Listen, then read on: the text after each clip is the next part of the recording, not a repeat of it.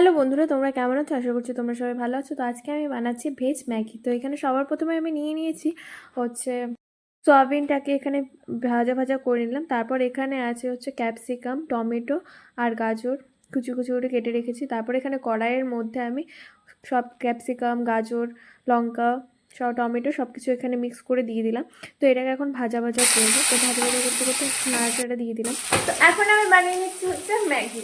তো বিকেলবেলা আজকে কিছু বানানোর মতো ছিল না, তো ভালো ম্যাগি বানিয়ে নিই বাড়িতে। দেখো, আর হচ্ছে আমি এখন ম্যাগি বানাচ্ছি, ভেজ ম্যাগি। আমার তো শনিবার আজকে ম্যাগি বানাচ্ছি। আর শনিবার আমরা নিরামিষ খাই, তাই জন্য তো চলো। তো এখানে সব কিছু ভাজা ভাজা করার পর এখানে আমি দিয়ে দিলাম হলুদের গুঁড়ো, তারপর দিয়ে দিলাম লঙ্কার গুঁড়ো। তো লঙ্কার গুঁড়োটা আমি কাশ্মীরি লঙ্কার গুঁড়ো দিয়েছি যাতে অতটা ঝাল না হয়। আর এখানে আমি অলরেডি আগের থেকেই লঙ্কা অনেকগুলো করে কেটে দিয়ে দিয়েছি। তারপর দিয়ে দিলাম স্বাদ মতো নুন। তারপর যে ম্যাগিগুলো ছিল ম্যাগিগুলো এখানে একটু করে ভেঙে ভেঙে দিয়ে দিলাম। তারপর ভেঙে দেওয়ার পর সেটার মধ্যে দিয়ে দিলাম জল। তো জলটা তো আমি হচ্ছে এখানে এটাকে ঢেকে দিয়েছিলাম। তো এখন ঢাকনাটা খুলে দেবো যাতে একটুখানি নরম নরম হয়ে যায়।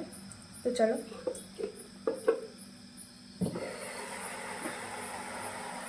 এটার মধ্যে দিয়ে দিব ম্যাগি মশলা।